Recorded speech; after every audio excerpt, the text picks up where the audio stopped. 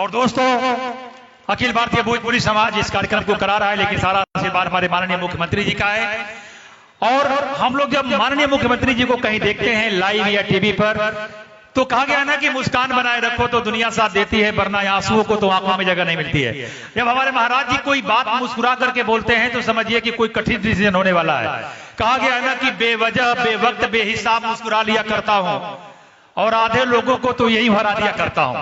तो जब सर मुस्कुराते हैं तो आधे लोग ऐसे ही खत्म हो जाते हैं। और आपने क्या क्या खत्म किया। अपराध तो उत्तर प्रदेश में भाई कहीं दिखेगा नहीं, हमें तो लगता है दिख भी नहीं सकता है। एक जोरदार तालियां बजती अपराध के लिए सर। उत्तर प्रदेश को सूर्य की तरह चमकाने वाले आप लोग खड़े होकर के माननीय मुख्यमंत्री जी को यह बुलाएंगे और आपकी तालियां बताएगी 2022 का रिजल्ट और आपका शुभकामना। और इस संगम पर इतिहास बनाने वाले, पूरे विश्व को संगम में नहलाने वाले, कल युग में त्रेता युग उतारने वाले, 2 लाख से ज्यादा दीपक जला करके और अयोध्या में पूरे विश्व को अयोध्या को चमकाने वाले, गिनीज बुक वर्ल्ड में रिकॉर्ड बनाने वाले और छठ घाट पर छुट्टी घोषित करना उत्तर प्रदेश को सिर्फ हिंदुस्तान ही नहीं पूरे विश्व में चमकाने वाले परम पूजनीय सबसे बड़े राज्य भारत के माननीय मुख्यमंत्री उत्तर प्रदेश सरकार माननीय योगी आदित्यनाथ महाराज को खड़े होकर के जोरदार तालियों के साथ सर मैं आपकी शुभकामना करना चाहता हूं, बहुत जोरदार तालियों के साथ। हर हर महादेव, योगी आदित्यनाथ महाराज की जय।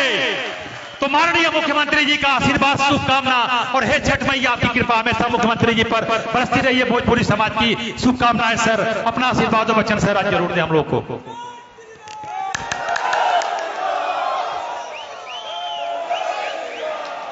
अखिल भारतीय भोजपुरी समाज की ओर से आयोजित छठ पूजा के आज के इस कार्यक्रम में उपस्थित प्रदेश सरकार में मेरे सहयोगी मंत्री श्री आशुतोष टंडन जी, डॉक्टर महेंद्र सिंह जी, माननीय सांसद श्री अशोक वाजपेयी जी, लखनऊ की महापौर श्रीमती संयुक्ता भाटिया जी, भोजपुरी समाज के अध्यक्ष श्री प्रभुनाथ राय जी, महासचिव श्री मनोज सिंह जी, अपर मुख्य सचिव सूचना श्री नवनीत सहगल जी, आज के इस कार्यक्रम में उपस्थित भोजपुरी समाज से जुड़े हुए सभी पदाधिकारीगण और छठ पूजा के इस पावन आयोजन में यहां पर उपस्थित सभी भाइयों बहनों,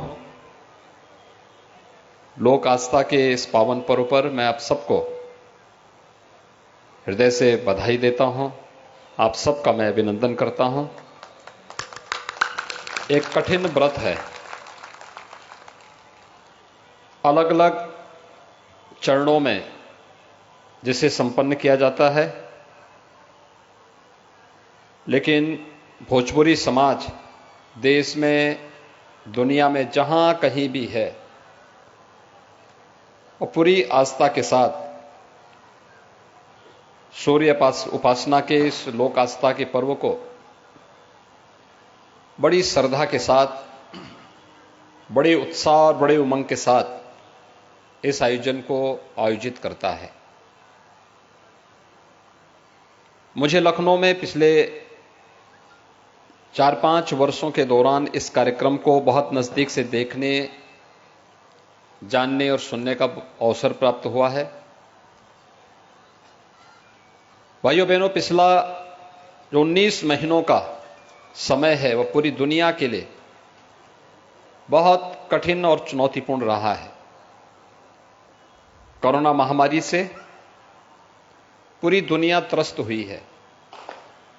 उसने न केवल सामान्य जनजीवन को प्रभावित किया है बल्कि आस्था को भी बुरी तरह प्रभावित किया है।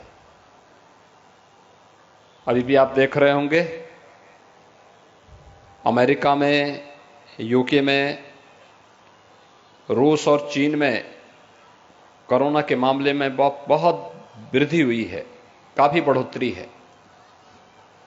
लेकिन भारत में आप सबकी आस्था के सामने कोरोना पस्त होता हुआ दिखाई दे रहा है।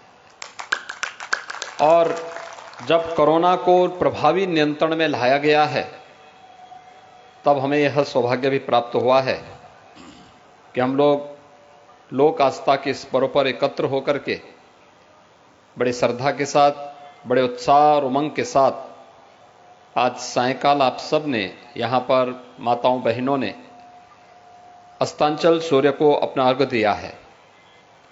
कल ब्रह्म मुहूर्त में आकर के सूर्योदय के साथ अर्घ्य देकर के अपने व्रत को संपन्न करेंगे। कितना कठिन और चुनौतीपूर्ण होता है, लेकिन आस्था है और इस आस्था में ताकत भी है। यही आस्था भारत की ताकत है और उस आस्था को सम्मान देना यह किसी भी समाज के लिए भी और सरकार के लिए भी अत्यंत महत्वपूर्ण होता है। इसलिए हम लोगों ने कहा जहां जहां भी छठ के आयोजन होते हैं, सूर्य षष्ठी के अवसर पर वहां पर स्थानीय स्तर पर प्रशासन अवकाश घोषित करें और मुझे प्रसन्नता है कि आप सबको इसका लाभ प्राप्त हुआ है।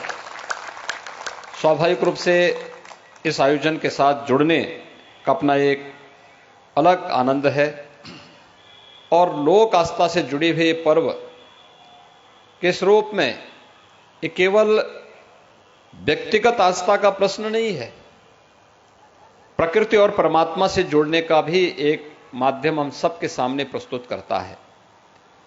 और प्रकृति के साथ अगर ये पर्यावरण शुद्ध रहेगा तो स्वाभाविक रूप से हम सब भी अपने पर्व और त्योहारों को उसी श्रद्धा के साथ, सम्मान के साथ मनाने में भी सफल होंगे। याद रखना, चाहे वह नदी हो, तालाब हो, कोई सरोवर हो, इन सब के संरक्षण की जिम्मेदारी भी हमें लेनी पड़ेगी।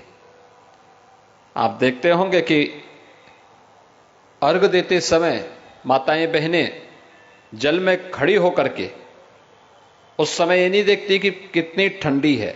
अभी तो फिर भी मौसम ठीक है, लेकिन बहुत बार जब ठंडी ज्यादा होती है तब भी, या जिन क्षेत्रों में ठंड ज्यादा पड़ रही होगी, भोजपुरी समाज के लोग वहां पर बड़ी आस्था के साथ उसमें भी ठंड की प्रवाह के बगैर वहां पर खड़े होकर के अस्तांचल सूर्य को या सूर्योदय के समय कल अर्घ्य देने का कार्य भी करेंगे।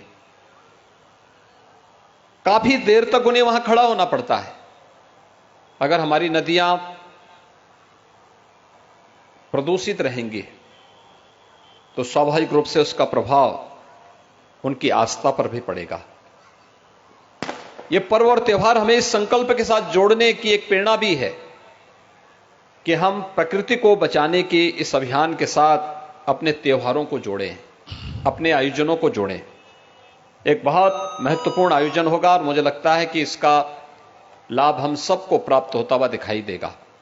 इसलिए प्रकृति पूजन के साथ हम अपनी लोक आस्था के इन पर्वों को जोड़ पाएंगे तो न केवल वर्तमान के लिए बल्कि अपने आने वाले भविष्य के लिए भी हम एक बेहतर अवसर दे पाएंगे। आज के इस अवसर पर मैं आप सबको छठी मैया की कृपा आप सबके ऊपर बनल रहे, सबके जीवन खुशहाल रहे, आप सबके जीवन में उत्साह और उमंग बनल रहे। परिवार खातिर कठिन व्रत रखने वाली माता और बहन लोगों के मेरी तरफ से विशेष मंगल कामना। आप सबको सूर्य षष्ठी की हार्दिक बधाई और शुभकामनाएं। धन्यवाद। जय हिंद।